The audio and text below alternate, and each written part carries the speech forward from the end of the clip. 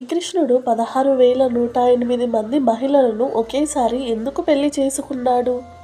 విష్ణు పురాణం ప్రకారం నరకాసురుడు అనే ఒక రాక్షసుడు ఉండేవాడు. అతను భూదేవి విష్ణుమూర్తుల పుత్రుడు. మొదట నరకాసురుడు మంచిగానే ఉండేవాడు. కాలక్రమంలో చెడ్డవాడిగా మారిపోతాడు. అతను తనకున్న శక్తులతో ఇంద్రలోకంపై దాడి చేసి మొత్తం దేవకన్యలను అపహరిస్తాడు. మొత్తం 16,108 మంది దేవకన్యలను బలవంతంగా తన కోటలో బంధించి ఉంచుతాడు. అప్పుడు ఆ దేవకన్యలు, మేము ఇప్పటి వరకు పవిత్రంగా జీవించాము, కానీ ఈ రాక్షసుడి కారణంగా అందరూ మమ్మల్ని అపవిత్రులుగా భావిస్తారు.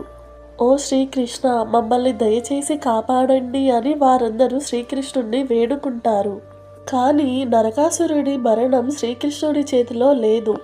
ఆ రాక్షసుణ్ణి సంహరించే శక్తి సత్యభామకు ఉంటుంది. ఎందుకంటే భూదేవియే ఈ జన్మలో సత్యభామగా పుడుతుంది. అప్పుడు శ్రీకృష్ణుడు సత్యభామకు జరిగిన విషయమంతా చెప్పి సత్యభామతో పాటు నరకాసురుడి కోటకు వెళ్తాడు. అక్కడ సత్యభామ ఉగ్రరూపం దాల్చి ఆ నరకాసురుడిపై వేల కొద్ది బాణాలను కురిపించి అతన్ని వధిస్తుంది. దీనినే నరకాసుర వధ అని అంటాము.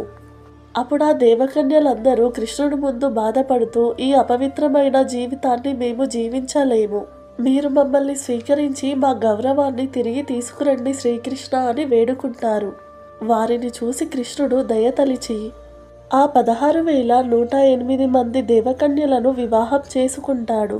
కృష్ణుడు ఈ వివాహాన్ని కేవలం ఆ దేవకన్యల యొక్క గౌరవాన్ని నిలపడం కోసం మాత్రమే చేసుకున్నాడు. వారందరినీ ఎంతో ప్రేమగా, చాలా గౌరవంగా చూసుకున్నాడు. శ్రీకృష్ణుడు ఎప్పుడూ కూడా ఆ దేవకన్యలతో తప్పుడుగా నడుచుకోలేదు. మీకు కనుక ఇన్ఫర్మేషన్ నచ్చినట్లయితే జై శ్రీకృష్ణ అని కామెంట్ చేసి మన ఛానల్ని సబ్స్క్రైబ్ చేసుకోండి.